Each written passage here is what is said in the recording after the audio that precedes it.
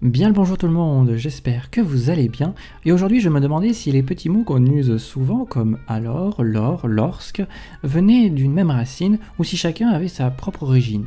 Et je suis sûr que maintenant que je vous pose la question, vous la posez aussi. Je me trompe?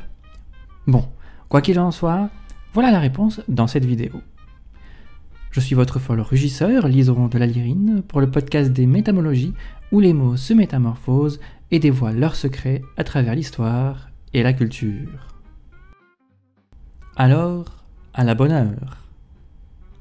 L'hypothèse d'une formation alors, provenant de la locution latine ad illam oram, ne serait pas satisfaisante pour les raisons suivantes.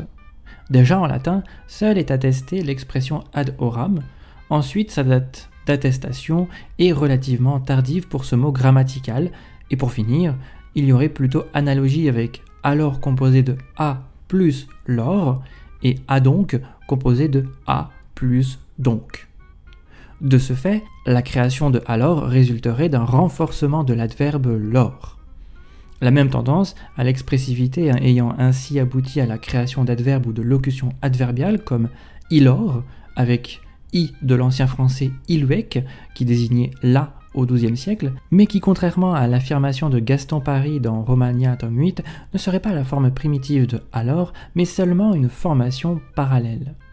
Croyez donc ce que vous voudrez, quoi qu'il en soit, notre mot serait attesté dès le XIIe siècle pour indiquer le temps avec la définition « à ce moment-là », puis au siècle suivant pour prendre le sens de ce qui est en ce temps-là, à cette époque, en référence au passé et parfois au futur, voire même aura en parallèle la signification en ce cas, pour exprimer un rapport logique, comme on peut le lire dans le livre des Mestiers de Nicolas Boileau en 1272 avec la phrase « Alors il pourrait autre apprenti prendre ».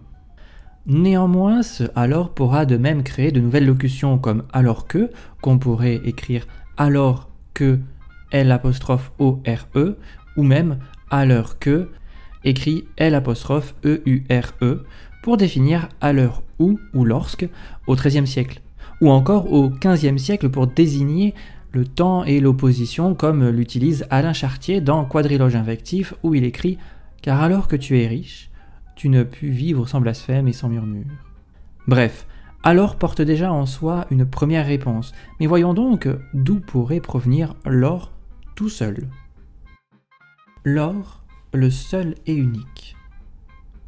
Issu du latin vulgaire illa ora, avec constitution d'une diphtongue AO aboutissant par l'étape AU à O, la disparition d'un E final, quant à elle, pourrait s'expliquer par le fait qu'il s'agirait d'un mot accessoire qui deviendra donc l'or par adjonction du S adverbial. Nous voyons bien en tout cas pourquoi déjà pour le mot alors, on aurait pensé à une contraction avec la présence avant de ad, qui, comme nous l'avons bien vu, n'a jamais été encore attesté. Mais revenons-en à notre lors. Attesté dès le début du XIIe siècle pour désigner alors, à ce moment, il aurait d'abord été écrit lur, puis lors, avant de devenir le terme qu'on connaît actuellement. Cependant, à la fin de cette période, même nous verrons apparaître des locutions telles que dès lors que, dont les orthographes pouvaient varier. C'est au cours du XVe siècle qu'adviendront des locutions telles que pour lors, avec un sens temporel d'abord, puis avec le sens au XVIIe de « dans ce cas », que Vaugelas en dira ces quelques mots d'ailleurs. Lors ne se dit jamais qu'il ne soit suivi de « que » s'il n'est précédé de l'une de ces deux particules « des » ou « pour », car en ces deux cas, il n'y a point de « que » après lui. Mais Vaugelas parlera encore de l'expression « lors de », dont il dit « lors » avec un génitif n'est guère bon ou du moins guère élégant. Plusieurs néanmoins le disent et l'écrivent. C'est, quoi qu'il en soit, de ce petit mot que proviendrait notre petit « alors », mais aussi de « lorsque », tout attaché ceci dit. Lorsque, quand « lors » rencontre « que ». Composé de « lors » et de « que », la prononciation du S serait tardive, puisqu'en 1632, Daniel Martin, dans sa Grammatica Gallica, page 42, d'après Thureau, écrivait encore « l'orque », à laquelle s'ajoutera dans la prononciation populaire un E de renforcement, lorsque, peut-être sous l'influence de parce que, et serait à mettre en relation avec celle de puisque et de jusque. Ceci dit, ce mot serait attesté dès le XIIIe siècle, tel qu'on le connaît. Conclusion, un jour existera sûrement un alorsk. Avec toute cette histoire, nous comprenons donc que nos alors et lorsque proviennent bien de lor, ce petit mot magique qui créa bon nombre de locutions variées. Mais il ne serait pas surprenant qu'avec le temps, autant que celui-ci le fit pour alors et lorsque, nos expressions telles que alors que deviennent par contraction alorsk, en le prononçant bien avec le se au milieu comme il fut fait déjà pour lorsque.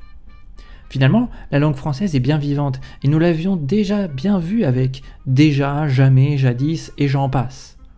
Et nous voyons bien que cette règle de vivacité de la langue ne s'y limite point. Voilà, cet épisode est déjà terminé, j'espère qu'il vous aura plu et vous en aura appris plus. N'hésitez pas à aimer, partager, commenter et à vous abonner si ce n'est pas déjà fait. Et je vous dis alors à bientôt pour de nouvelles étymos.